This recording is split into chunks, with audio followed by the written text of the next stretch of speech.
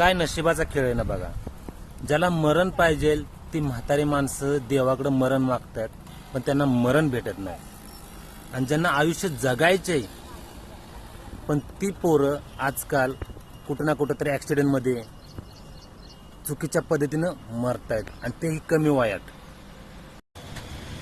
काय चाललंय कायच कळणं झालंय. ज्याला मरण पाहिजे त्याला मरण भेटणं झालंय, आणि ज्याला मरण नकोय त्याला मरण येतंय, तेही कुठंतरी रस्त्यावरती ॲक्सिडेंट होऊन.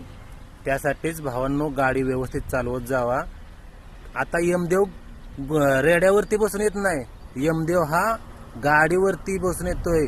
म्हणजे ट्रक असू द्या, एसटी असू द्या, अशा कुठल्या ना कुठल्या तरी वाहनावरती बसून येतोय आणि एखाद्याला घेऊन जातोय. तर भावांनो, सगळ्यांनी व्यवस्थित गाडी चालवत जावा आणि स्वतःची काळजी घेत जावा, कारण कधीही काही होऊ शकतं.